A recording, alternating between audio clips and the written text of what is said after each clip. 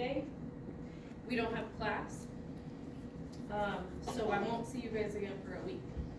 Don't forget your discussion that is due Friday. Your post plus 2 comments due Friday at 11:59 p.m. I've only seen 2 up there when I checked earlier, so some of you have guts to get to post it, so that people have something to comment on. So, okay, so let's jump in. So our objectives, we're gonna talk about connective tissue and kind of give you the overall background of tissue healing and what kind of happens when we get an injury. And then the bottom part is specific to bone. So like all my objectives, if in your studying you can go back and answer these, you know you're good to go. I'm also going to try to put together another one of them. Did anyone do that worksheet? The terminology worksheet for the first one? Not yet. Oh, yeah. Okay, well, I'm going to try to give you another one for this one to see if it helps you guys. I guess for the first exam, if you use it, let me know. If it helps, let me know, and then I can try to continue on. So, sorry, Jacob, I'm trying to like see you and acknowledge your life existence there, but I'm sure. Let's get the topic. That's all we got. Okay, so let's jump in. Let's get this going here. And then Alex and Jojo, like I said, I'm trying to put it so you guys can see what slide I'm on over here. And follow along. And let me know if you, I don't know, have a question. Try to get my attention somehow. Okay, so kind of an introduction to the healing process. It's this intricate phenomenon that occurs following any injury or disease. So whether we get a cut, a broken bone, or various things happening to our body, it sort of follows the same process to heal that tissue. And that's kind of why we're covering an overview, and then we're going to talk about each tissue specifically.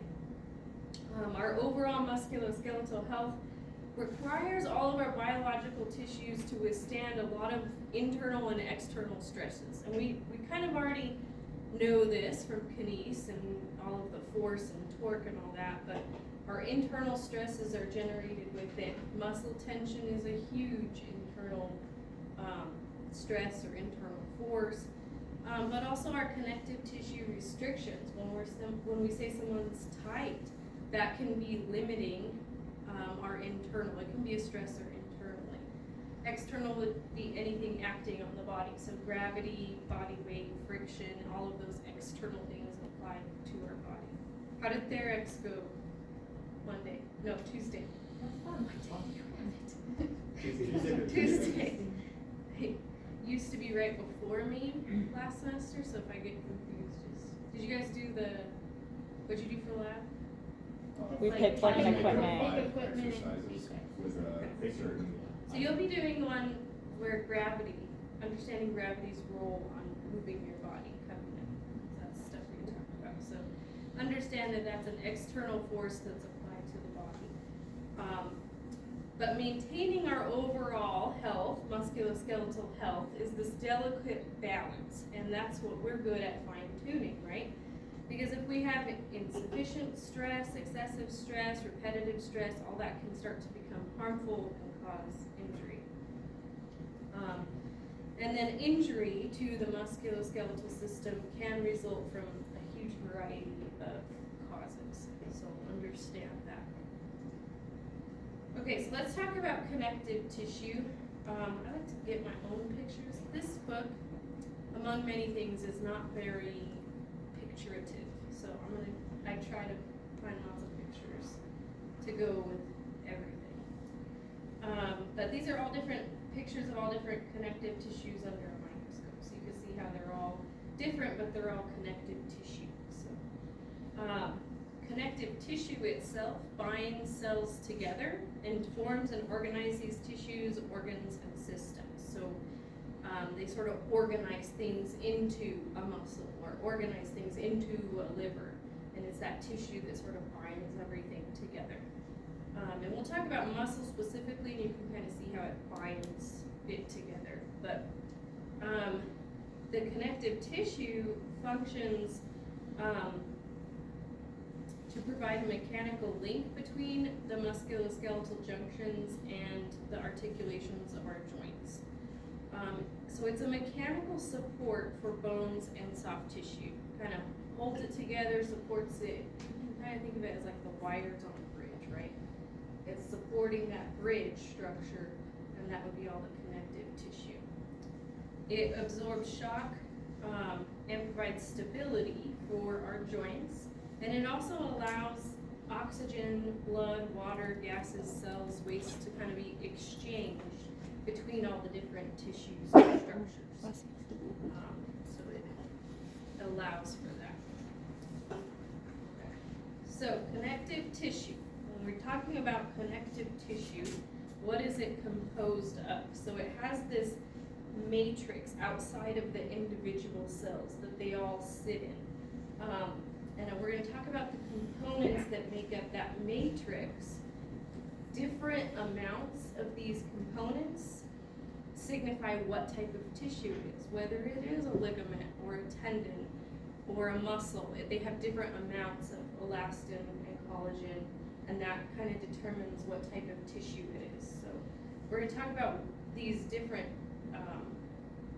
cells that are within these, and then when we talk about each one, I'll tell you, oh, this one has more elastin, so it stretches more. So this is kind of building that basis. So first off, there's elastin. This is found in different amounts in tissues that require high levels of motion. So that's the elastic stretch. Kind of think of that rubber band. It's elastin that allows your tissue to stretch out. It's composed of amino acids, specifically desmosine and isodesmosine. You don't need to know those two things. Just that it's composed of amino acids that are responsible for its unique ability to deform under stress and come back to its original shape. So think of it like a rubber band, right? It's the amino acids that make up the rubber band that allow it to stretch but come back to its original length and not stay stretched out. Elastin itself as a structure can elongate about 70% without disrupting the fibers of elastin. So after 70%, they'll start to rupture, and then you'll get damage to those fibers, and you'll lose the stretch ability of the tissue. So collagen, we talk a lot about collagen when we're talking about tissue healing. It is the most abundant component of connective tissue. It also contains amino acids, and it's stimulated by fibroblasts. And we're going to talk about fibroblasts in a little bit, but fibroblasts are the precursor cell that stimulate collagen production. So they produce it, right? And we're going to talk about collagen and how it lays down in terms of stress in just a minute. So hang tight on collagen. So then we have ground substance. And ground substance is like this gelatinous component that everything kind of lives in. This is where you have that intracellular exchange of the water, the oxygen, the cells, the gases. And this kind of provides that squish, that structure between all of the tissue. So this gives it, the ground substance gives it, it's like, if you think of it gelatinous, like a cushion for everything to live in. So then we have proteoglycans and glycosaminoglycans. See that? I call them the X. So proteoglycans are extremely hydrophilic, which means that they attract and bind water, and they make it they bring a lot of water in. So we think of proteoglycans, and we're going to talk a lot about them when we talk about cartilage. We want our cartilage to be nice and squishy, have a lot of water component to absorb the forces of our joints. So we'll talk more about that when we do cartilage. But gags are a subclassification of these proteoglycans. So they are a type of proteoglycan. And these are responsible for the compressive strength of the sort of matrix. And if we're talking cartilage, it would be of the cartilage matrix.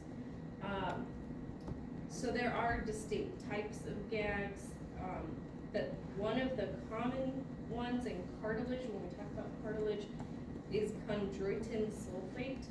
And then there's keratin sulfate and dermatin sulfate. But have you ever heard of people take chondroitin for their arthritis? That's what they're attempting to do. They're attempting to take that gag, that chondroitin, and hopefully supply their cartilage with more of it to absorb the compressiveness of arthritis, right? They're trying to supple up their cartilage so that they're not bone on bone anymore. It's not exactly like research behind orally ingesting it and it getting to the cartilage in your knee. Yeah, the bioavailability is really small. Yeah. Some people, it's a placebo effect, like they feel better on it, and that's great. It's like kind of similar to like collagen peptides and stuff like that. Those like oral supplements that people take is supposed to help build more collagen. Or something, Probably. Yeah. but I don't think it Well, the hard part about that is like, I work at a supplement store too, Yeah. so like your stomach acids break down the collagen into amino acids, so it's not, Yeah. yeah. You need to get that injected or something. You can't Well, really- they do. I mean, they do Yeah. inject certain things directly into the cartilage of your knee if you need it, but some people feel that orally taking it is helpful.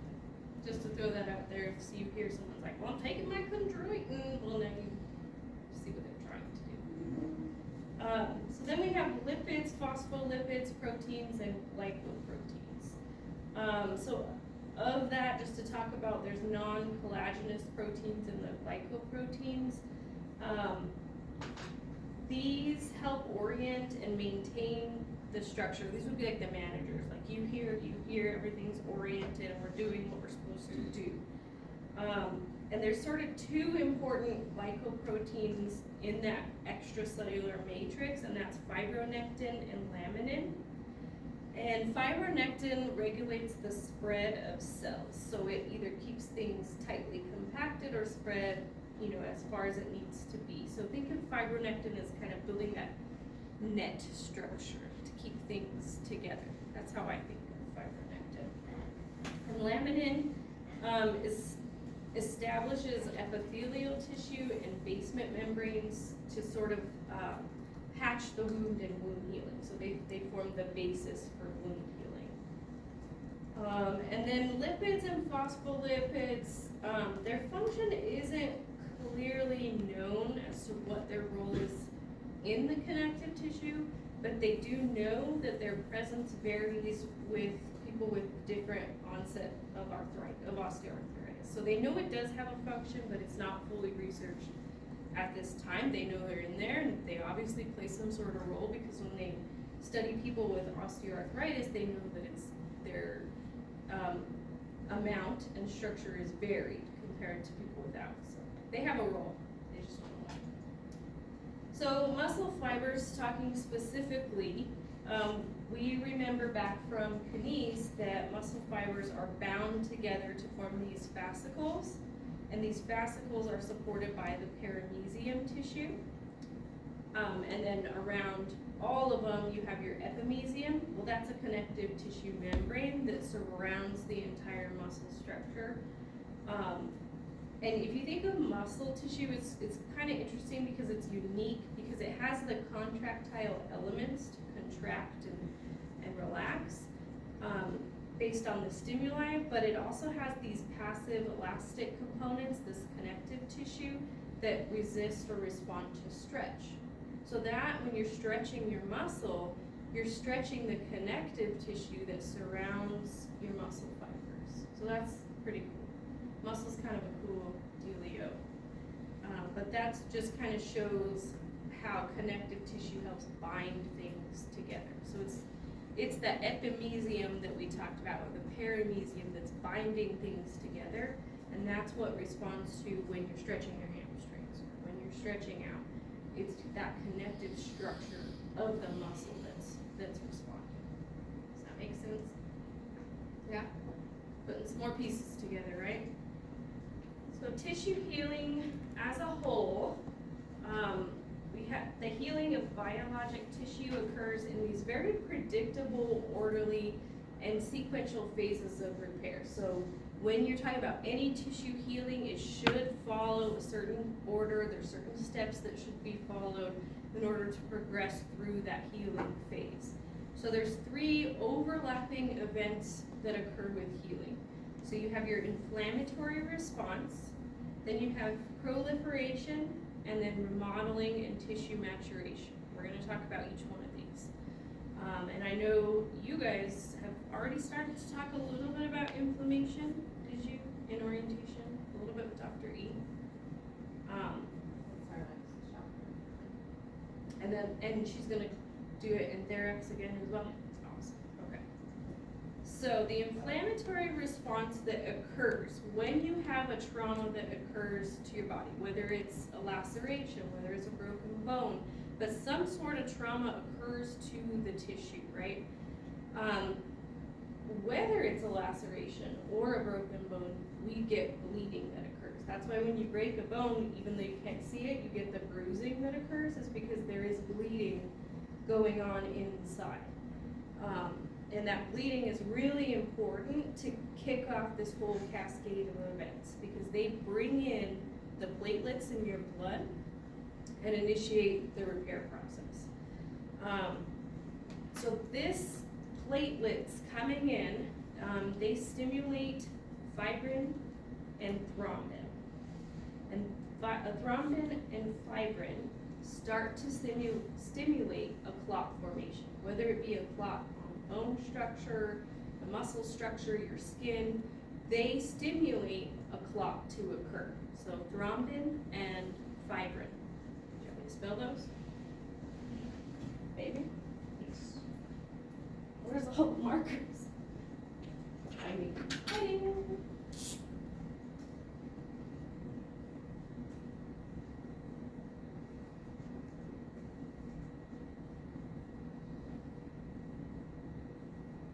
Those are your important clotting factors in your blood.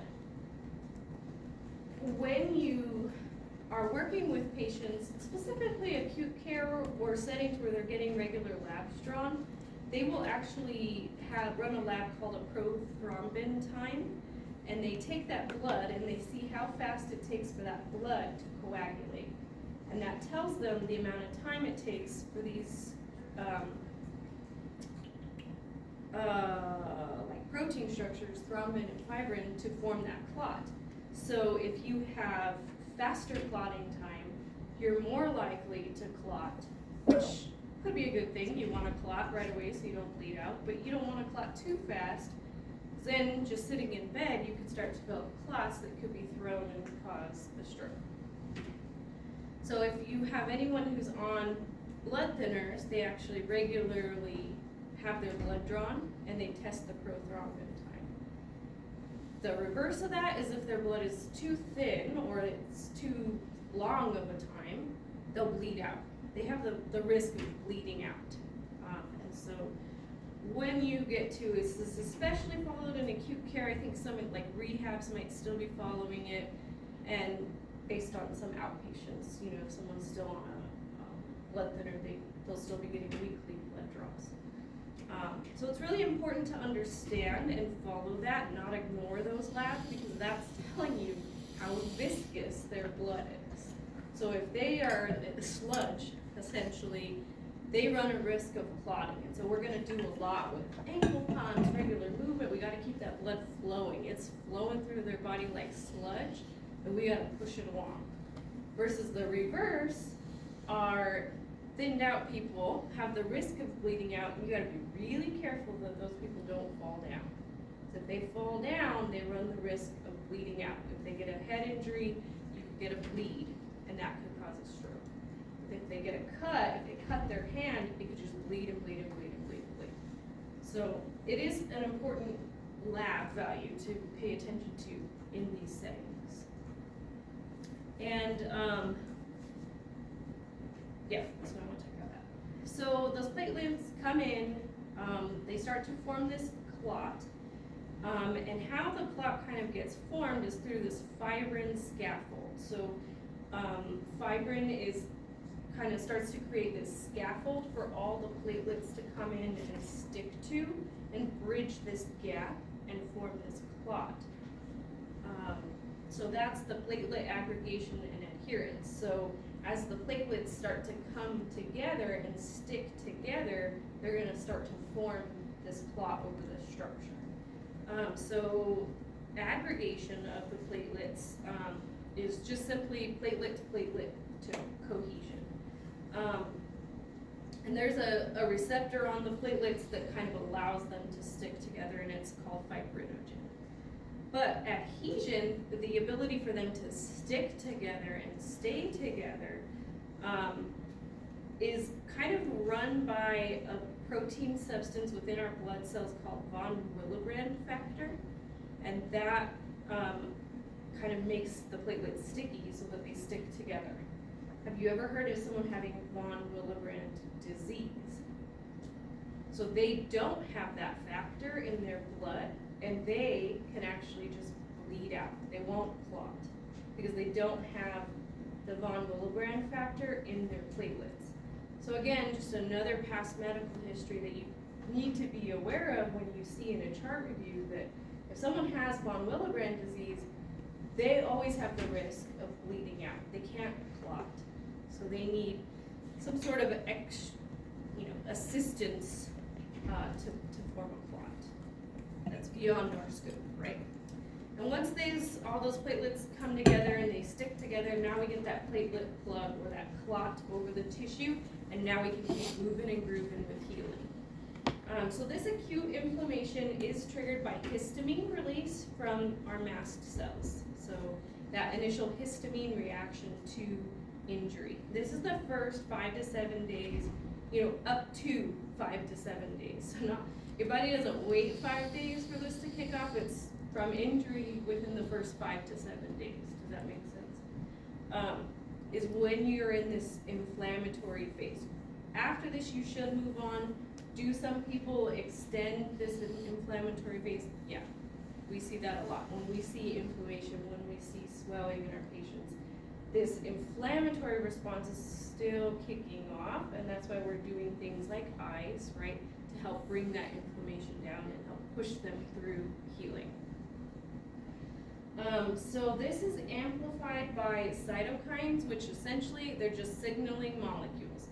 They just tell other things what to do. That's their job. Yeah. If there's inflammation somewhere else in the body and then an injury occurs, could that be contributing to extended inflammation from the injury? It Or could would be that like their body's kind of already in this heightened sense of inflammation. They've got a lot of histamine floating around. Could be that keeps it prolonged. Sometimes people's bodies are just slow to respond to the injury, and it just prolongs out. And then some people will actually get stuck in just an inflammatory cycle.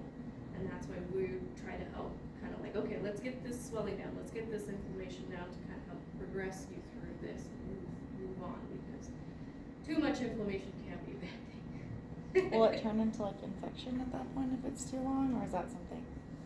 It could. Anytime you have an open area, there's always the risk of infection developing. I would say inflammation can more so be a contributing factor to compartment syndrome. So think of your leg. If you get swelling in your leg, then it just doesn't stop. That can start to compress on those nerves and arteries and veins in there and start to degrade the tissue of your leg, and that's really painful. We're going to talk about that too in extremities. Is that kind of why diabetic patients or people with autoimmune disease, they can have longer inflammatory phases? Probably.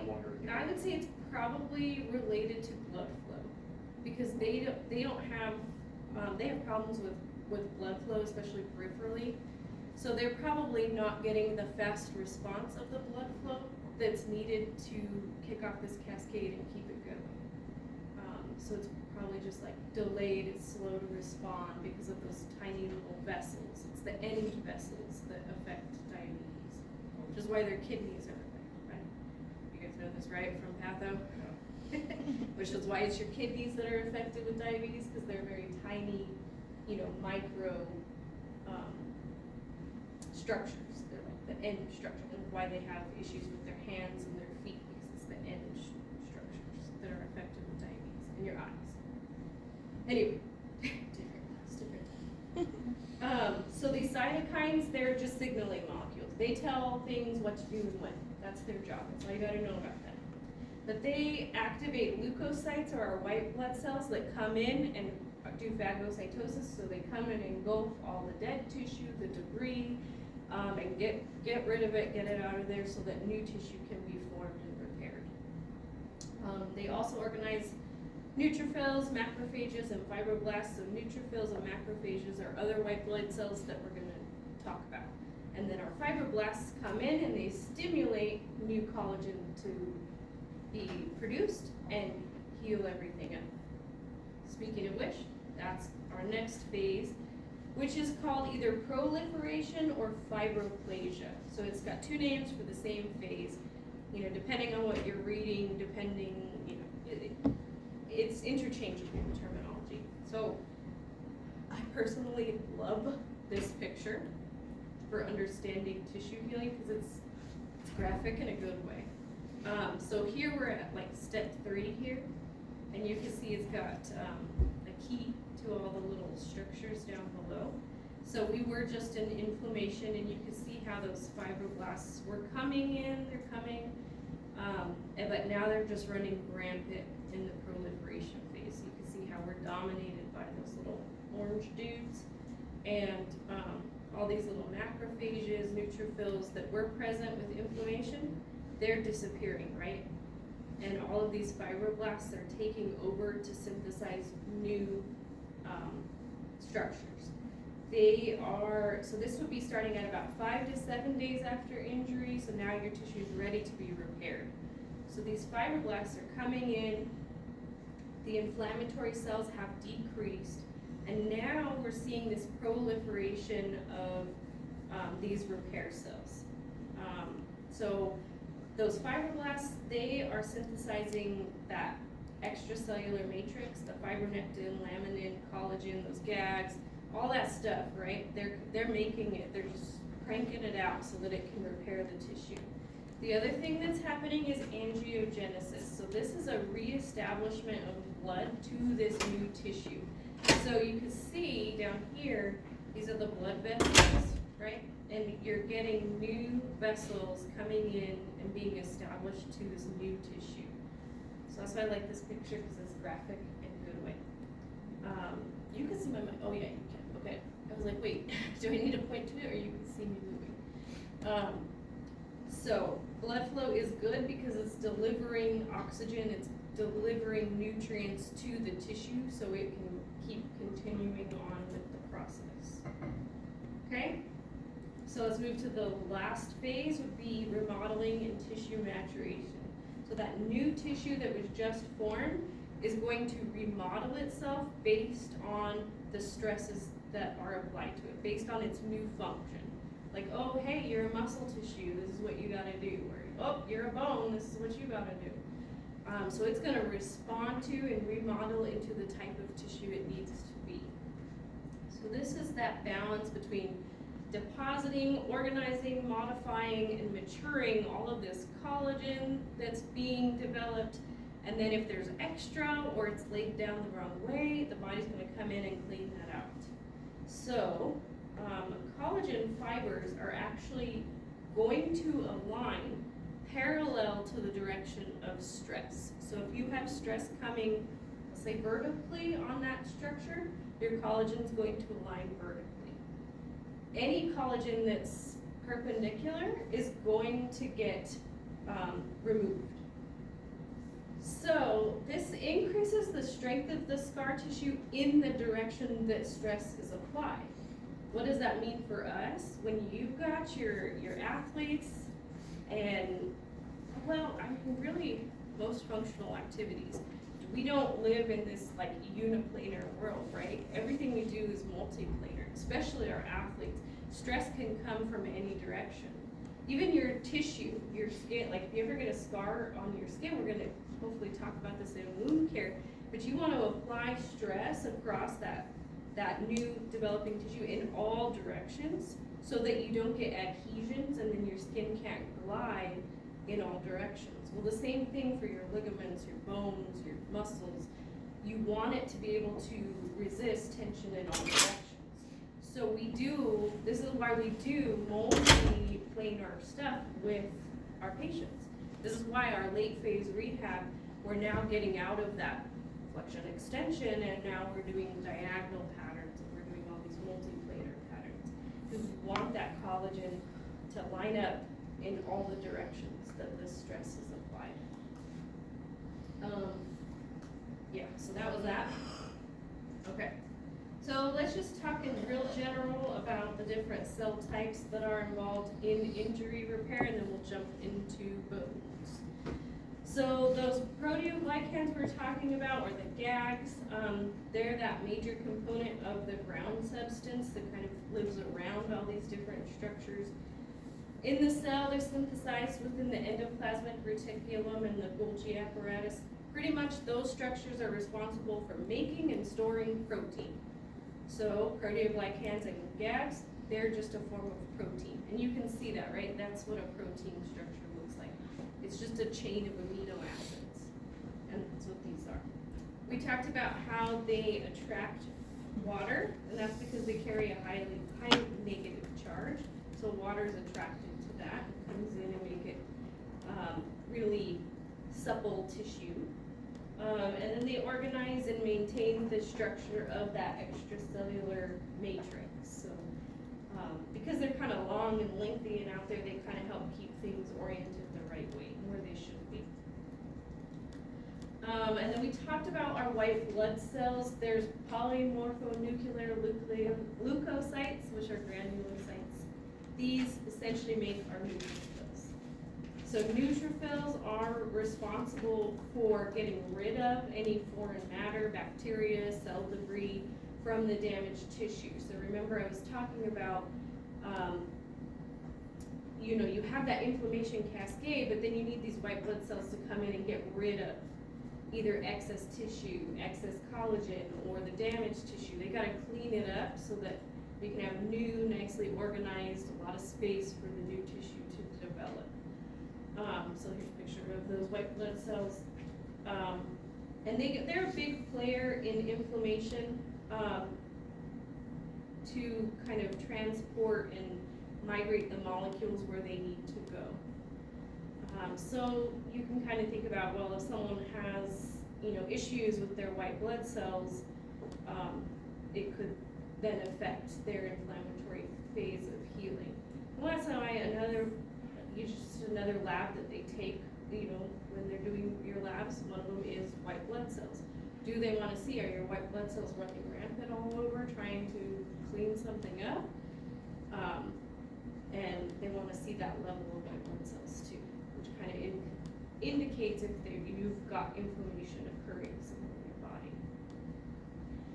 body. And then there's the mononuclear lymphocytes, which differentiate into these monocytes. Just another cleanup crew. And then the second picture here, we have fibroblasts. These are what fibroblasts look like. They stimulate and produce collagen at different stages of the injury repair. They also produce that fibronectin, which is that net-like structure that finds the collagen and keeps everything organized. And then late in the healing phase, they will actually connect the wound edges together, the fibroblasts. They kind of bridge that gap and then stimulate the collagen between the wound edges. And then lastly is the cytokines. Growth factors are a type of cytokines. They're pretty much signaling molecules that tell everything else what to do. They're synthesized by all musculoskeletal tissues and cardiac tissues and all other tissues. One of the things they're saying about COVID-19 is that it initiates a cytokine storm within your body if you have it. So some people's body can deal with that cytokine storm better than others, and that's why everybody's healing up differently, I guess you could say. Put it lightly. So you can think of that with COVID-19 is just kicks off this huge cytokine storm within your body. Anyway, that's not our topic for ortho. Okay, so let's talk about some other things with cell injury and repair, and then we'll jump into bone. So when you have injury, you can have either reversible injury or irreversible injury. A reversible cell injury doesn't rupture the membrane, so all of the cellular components don't explode out and need to be cleaned up. The powerhouse of the cell, the mitochondria, aren't damaged, so they can still function and kick back into gear. A lot of times when you're talking strength gains, you're talking about cellular hypertrophy. You're getting those muscle cells to hypertrophy without damaging them. So that's reversible cell injury. Obviously, if you don't keep it up, you can lose it, right? Use it or lose it. And you can get this cell injury reversed back to its initial state, or if you continue to keep up your strength progressions, you'll continue to see this cellular hypertrophy in your muscle cells. So that's a good way to picture reversible cell injury. Irreversible could be like hypoxia, so something in the tissue has cut off the blood supply, whether it be a laceration has severed that blood supply, or ischemia, so you've cut off the blood supply, and now that tissue is not getting the blood and nutrients that it should be getting. So that leads to cellular necrosis, so that's death of the tissue. What that is caused by is these signaling molecules within your tissue says, we're injured and we need to die.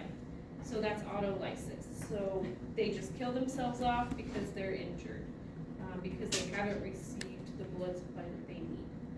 The other one would be apoptosis, and that's programmed cell death. That's just sort of innate. Eventually our cells turn over, right? They die, we get new cells. That would be apoptosis. Your cells, certain cells have different lifespans, and then they just die and we get new ones. So that would be apoptosis. And then regeneration is when our injured tissue is replaced with identical or similar tissue. Our body does this. It creates similar tissue and replaces the injured tissue. So through all of this cascade of all these chemicals and proteins, your body knows to recreate this muscle tissue, bridge the gap. We got new muscle tissue, and now we've regenerated it. Versus a surgery where they come in and give you a new ACL graft, right? Or give you a new knee, right? That's repair by external means, versus what our body does is it regenerates the tissue into the same tissue just based on everything talking to itself. Good? Questions on kind of like the overview, other than what did I just say? Do you expect us to memorize a lot of the chemicals or like cell structures?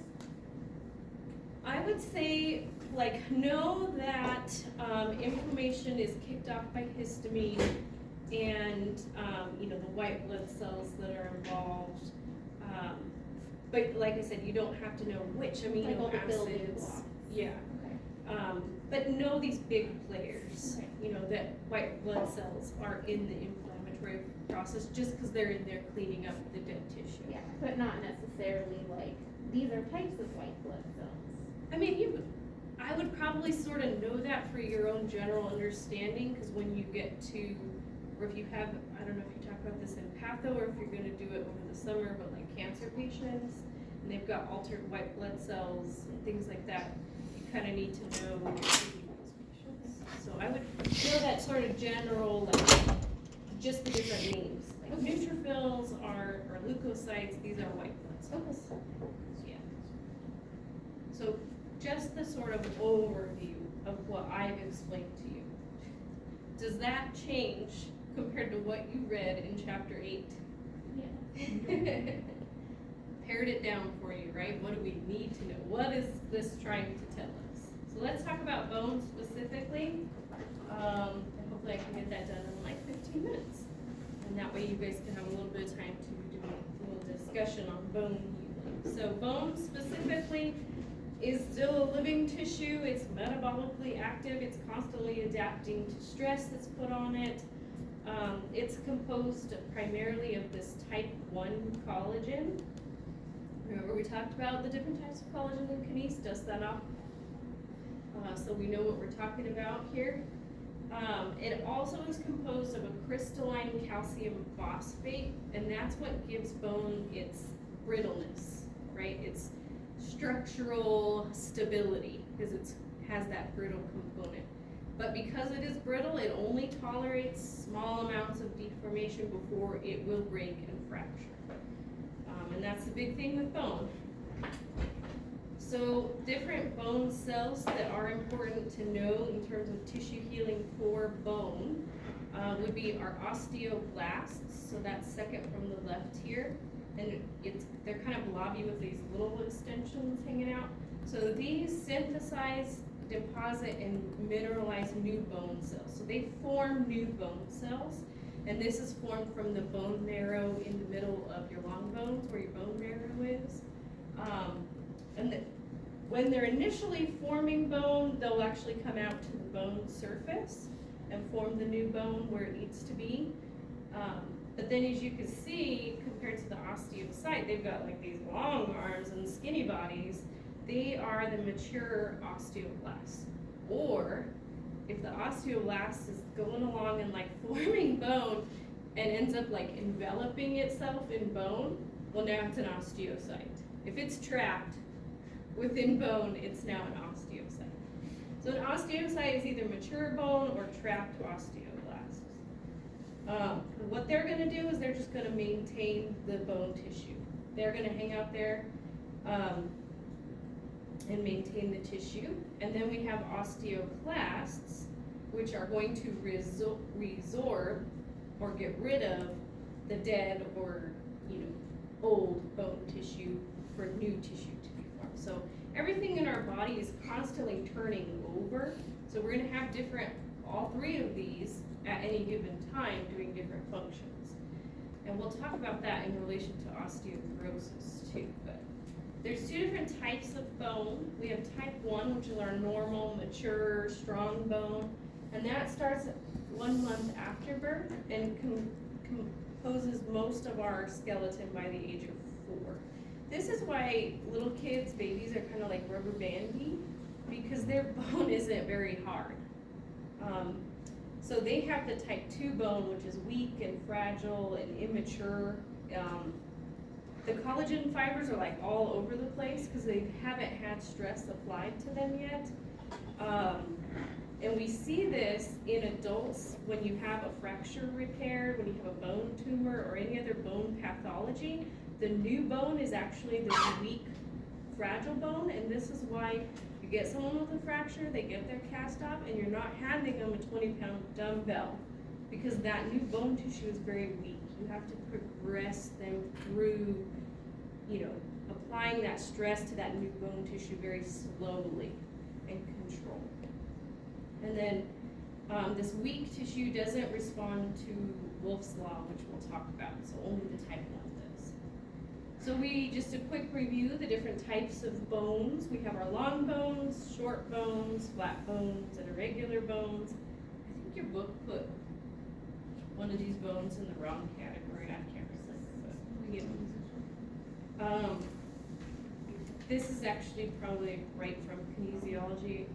Not all of it's exactly the same. So just remember your different types of bones. Dust off that information as well. So within I think the patella is a short bone instead of a regular bone. I think that's what it was. It's getting there. Yeah, I think you put it as a short bone, but the short bones are in your hands and your feet, and the patella is sesamoid, so it's irregular. Just go with what Kenise said. It's a better reference. So within our structure of the bone, this is kind of cool when you cut it open and you look inside. There's 2 different types of bone tissue inside. So you have your cortical bone, And this is at the diaphyseal portion of the long bones. This is dense and hard on all surfaces. You can see it here. It's very compact, very dense. This is where the bending, torsion, compression occurs throughout the bone, and it can respond to that. Then you have your cancellous bone, which you can see is very open, very less dense. There's a lot of surface area. And this bone is actually more actively turning over into new bone and responding to the stress put on the bone, and that's why you can see it laid out in the way it is, like the femur, and how the patterns of the bone tissue are laid out, and this is in response to the stress that's put on this bone. So how the bone tissue gets spread across the lines of stress. And the compressive and torsion forces on the bone.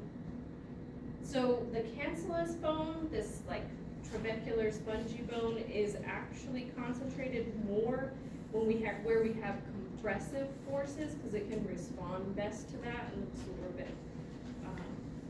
And then it's 50 to 90% porous, so there's a lot of pockets in there. So bone remodeling. So that cell turnover of the bone, it occurs on the surface of the bone, and it's a lifelong activity in response to torsion, bending, compression, and tension. It's kind of like that use it or lose it. If you don't use your body, you are going to start to lose structures within your body. Your bone is going to start resorbing all of this extra bone that it doesn't need because you're not putting compression through your bony structures. And that leads us to Wolff's Law, which we talked about in kinese, but just to kind of go over again, is that these intermittent physiologic loads that are applied to our bones stimulate bone, and when bone gets stimulated, it's going to respond by producing more bone. That's just what bone knows to do. So it's like, oh, stress, let me make more bone right there to absorb this. But if you take away that load or that force, then those osteoblasts are going to come in and they're going to just get rid of all that extra bone tissue. So it's the opposite effect. So bone responds to load by making more bone. Less load, less bone. It also responds to these like piezoelectric charges or electric charges. So whenever we have compression through our body, it's going to stimulate negative charge, and that's going to stimulate those osteoblasts to come in and clean up. Tensile stress kind of creates a positive charge because it's stretching everything, osteoblasts build, edit that. The compression stimulates the osteoblasts to build new bone, and that's why that goes along with Wolff's Law. And the tension stimulates that positive charge and those osteoclasts to come in and start to get rid of bone. Makes sense? The blasts are building. And like everything, our tissue has blood supply. We need blood supply for exchange of nutrients and oxygen. There's three distinct but very interconnected systems that supply blood to the bone. So you have your nutrient artery, your metaphyseal epiphyseal system, and your periosteal system. And this just kind of shows that these three different systems come in and provide the vascular supply to the bone. Different bones, like your femur, we have the vascular supply coming into the femoral head. Different bones also have additional blood supplies that we really take into account, like with fractures and stuff like that, whether that blood supply is disrupted. And we'll talk about that with avascular necrosis in the femur. So anytime they're doing internal, external fixation, when they're repairing fractures, they have to be very careful that they don't disrupt that blood supply, because if this bone tissue is not getting the blood supply, it's not getting the nutrients, and it will just die.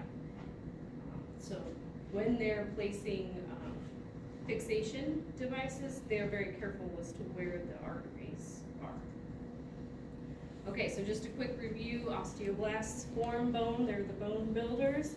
The osteocytes are mature bone cells, and the osteoblasts resorb the old bone, kind of clean everything up. So healing is this dynamic process of bone creation and resorption. And the weight-bearing forces, muscular contractions are needed for our bones to form and adapt. Take that away, our bones are going to take away the bone structure. That's why I like that whole like use it or lose it, because it applies to so much of physical therapy. But if you get unrelenting stress, so repetitive stress that's too much for the bone to handle, it's not allowing enough time for those osteoblasts to come in and repair the bone, and that's when you get a stress fracture. It's too much stress repetitively over and over again on that bone, and it can't stimulate the new bone to absorb the stress, and then you get a stress fracture. So bone injury and repair is a complex process that involves, What about when you have like, I guess like bone laying down where bone's not supposed to lie down because of increased stress? Like bone spurring, is that? I guess Like where does it heterotopic fit in? ossification, like in your muscle tissue, and we will talk about that too when we talk about like pelvic fractures. Okay. You could actually get bone forming within your muscle tissue. It's just these cells, they somehow get out of the bone structure and start creating bone wherever they want to create bone. Or and- even like in the spine, like off of like vertebrae, Mhm. where you get bone spurring off of the vertebrae if it's getting like excessive motion or something. Yes, yeah, so that is because the bone is responding to the compression. So something is off with the disc of being able to absorb the compression, whether it be it slid off to the side or you don't have a sufficient disc height. So now you're getting the bone compressing on the next bone, and the only way bone knows how to respond is it's just gonna start creating more bone to absorb that compression. But in the vertebrae, everything's so compact, and when you do that, it can then pinch on the nerves that are coming out. So why do you get stress fractures instead of like just building more bone? Because inside? if you have too much stress over and over, it's not allowing enough time for those osteoblasts to create the new bone to respond to the stress, and it'll just fracture. So if it's like unrelenting over and over and over, and it's too much stress, then you get a stress fracture. Because your bone can't make new bone cells to absorb that stress. Yeah? I think so. Yeah. So the timeline between like, it's more the timeline for a stress fracture versus bone spurring. Yeah. Okay. Yeah. And also, I would say the amount of load. Like a large load over a long period of time, the bone's just gonna start creating more bone versus like that could be varying amounts of stress, but if it's unrelenting, even if it's a little bit less, but just it's constant and your body doesn't have time to respond, it won't be able to create the bone to absorb that. That makes sense. Like running, you're walking, you Yeah. can't like get off your feet and then you're walking versus another area. Yeah. So stress fractures, the bone doesn't have the ability to respond to that wolf's law, create. I think that makes sense. So with injury to a bone, when you have, I'm checking on you guys over here, so let me know if you guys have questions too. But when you have two pieces of the bone, and the bone ends are approximated, new bone can grow across those ends and unite the fracture site, and that's sort of our primary or direct cortical healing. The other way, or the secondary way, would be cartilage comes in and forms a callus around the bone, and then can help bridge that gap. There are people watching us. They can bridge the gap and then allow the new bone cells to grow within that callus. So let's talk about that. You're watching me. Okay, so osteoporosis is this age-related bone disease that's characterized by decreased bone tissue. So this is when our osteoclasts, the cleanup cells, are outworking the osteoblasts. So you don't have the new formation of bone, and they're starting to clean up a little too much and creating weaker bones. So then these weaker bones can now be subject to greater rates of fracturing. So this would be your vertebral compression fractures are the most common fracture associated with osteoporosis. Like femoral fracture, just because your structure is now weakened. There's these holes where they shouldn't be within your bone structure. You can see right here, like the little pathway has diminished. Like on the bridge, you're missing some wires now. Now the bridge could collapse. There's many causes of osteoporosis. It's more prominent in females because they have a lot of hormone changes with menopause. But prolonged immobilization, whether male or female, disease, prolonged steroid use can actually put you at a greater risk of developing osteoporosis. So people on prednisone, you'll get the prednisone hip fracture. You know, they're the people. It's like, did the femur just fracture and they fell down, or did they fall down and the femur fracture? And you see in a past medical history, someone's got a long history of prednisone, and yep, they're femur fracture. So prolonged steroid use is a big player. And then immobilization. Immobilization could be immobilized because of an injury, or it could be they didn't use it, so they lost it. Very sedentary lifestyle. And that's why if you get into like preventative stuff, especially with females who are around menopausal age, they should be doing a lot of weightlifting to stimulate that and keep that going within their bone structure. As if they don't, they tend to lose bone structure faster. So if you're in like the preventative side, you might educate people on doing more weightlifting in the menopausal ages. And then there's osteomalacia, and that is when there's a poor absorption of calcium, so then that leads to a decreased bone mineralization, so you don't have that crystalline structure that you should. This would be if you're calcium deficient, you have an accelerated calcium loss, malabsorption of calcium. Vitamin D plays a big role in that. That's why if you do take calcium supplements, it's usually calcium and vitamin D together, because they play a role in calcium absorption. And this is also a common femoral neck fracture type people. So what are these fractures? How do we classify fractures? Just to give you an overview, it would be based on the site of injury, so whether it be a proximal humeral fracture, a distal fracture, a mid fracture. That starts to clue you in where it is. The extent of the injury would be whether it's a complete fracture or incomplete. So incomplete, they tend to call a hairline fracture because it doesn't go all the way through. So that would be complete if it goes all the way through. The configuration or direction of the abnormality, so that would be a transverse fracture that goes through, spiral fracture, twists, or a rotational injury. An impacted fracture would be like a long axis compression injury where the pieces or the fragments are impacted together, they're forced together. Comminuted would be a fracture where there's a lot of pieces everywhere. And then with that, if you have a comminuted fracture or a fracture where there are a lot of pieces, if that one or some of those pieces gets pulled away, that's an avulsion fracture.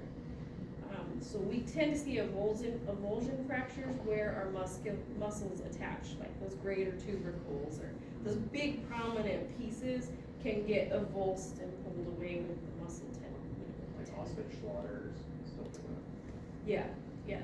I mean, I think of it like more of, where those muscles are kind of attaching, like the greater tubercle, greater tuberosity, they can get pulled away and avulsed. Are we gonna need to know the different types? Yeah, so that when we're all talking, we kind of all are understanding what we're talking about. We'll go over fractures with each joint, like when we get to the shoulder, we're gonna talk about proximal humeral fracture, distal humeral fracture with the elbow, a spiral fracture, That's a pediatric fracture. Usually it's from grabbing a kid and saying, come on, spiral fracture. So we'll kind of talk about fractures with each joint, but do understand kind of what the general terms mean. What was the one with the C? Comminuted?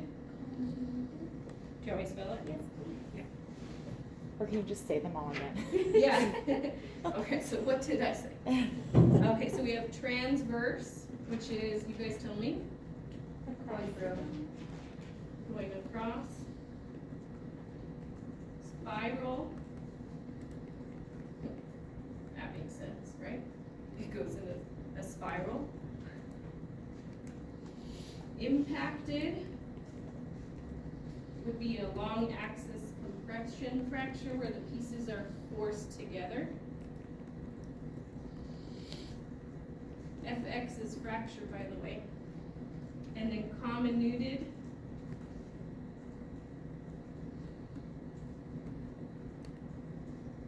would be lots of pieces.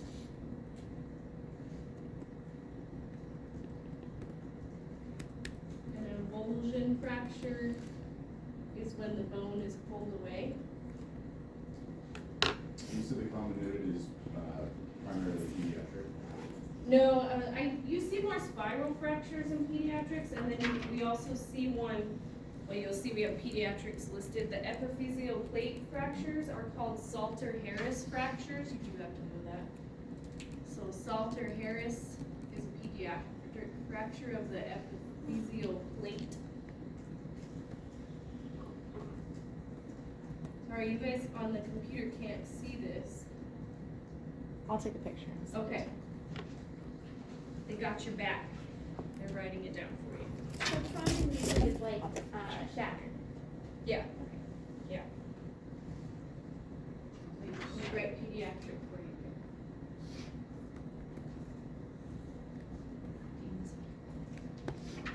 Okay. So then the relationship of the fracture fragments to the environment would be whether it's an open or closed fracture. Can you see that bone hanging out of their arm, or is it all contained within the skin and muscular structure? We talked about pediatrics, that's an epiphyseal fracture. And then a pathological fracture could be caused by tumors, osteoporosis, or metastatic bone disease. They can create pathological fractures. You good?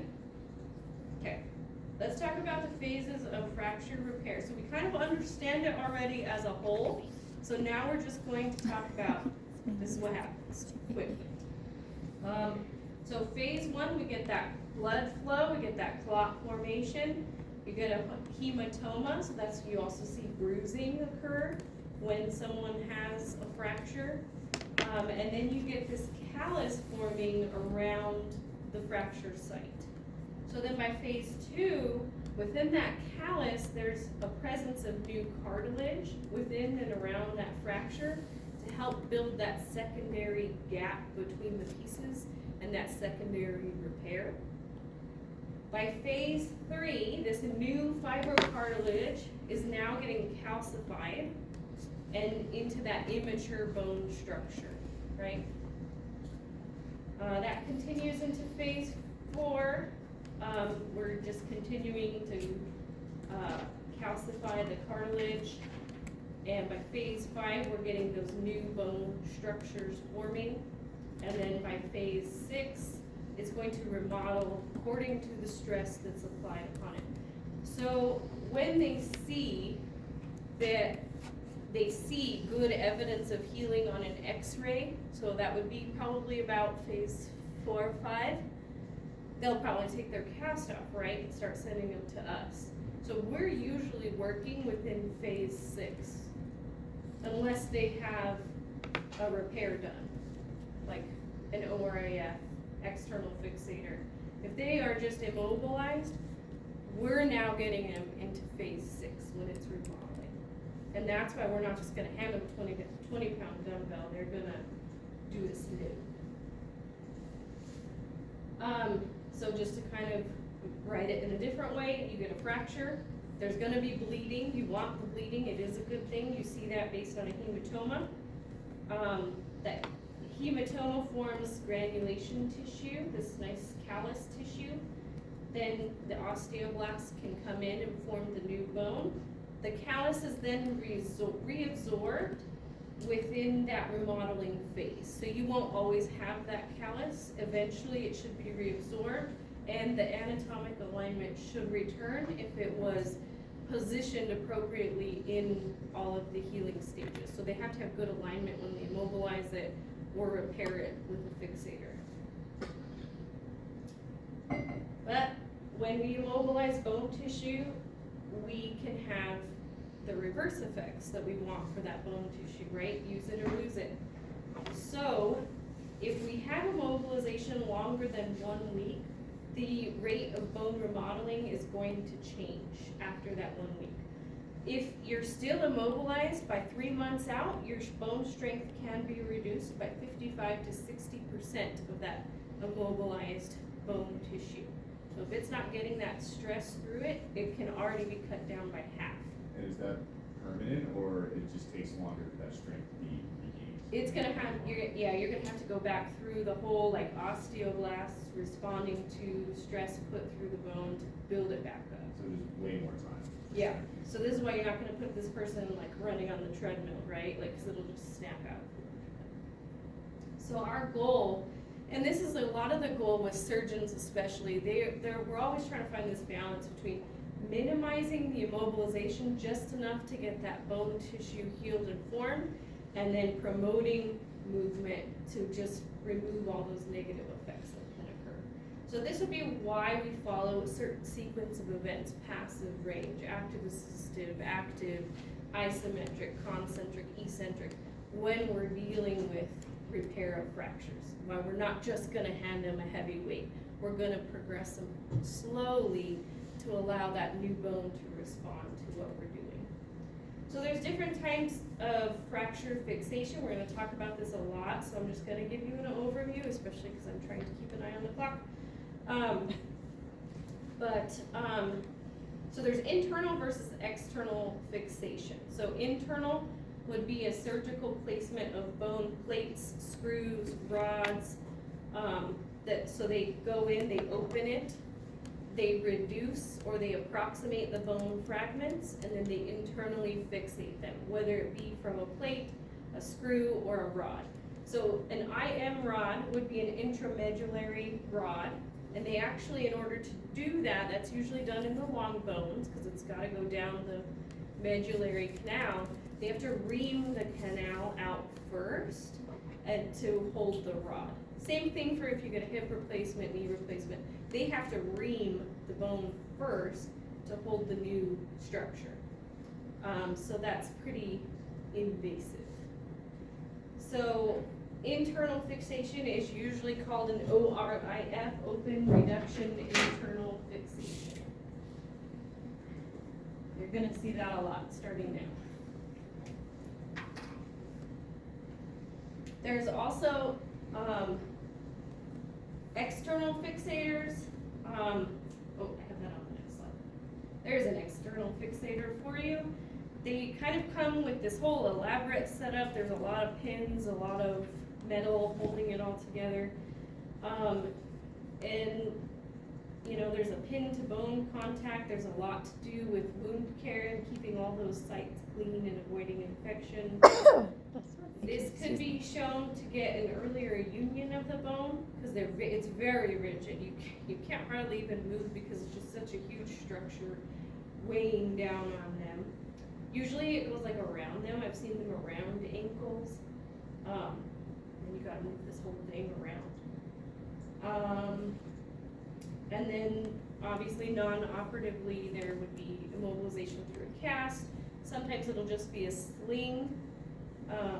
And that kind of follows the natural healing sequence, but they do still have to approximate it as they're casting it. They don't just like throw a cast on willy-nilly, because you still want those pieces to align correctly in the overall formation.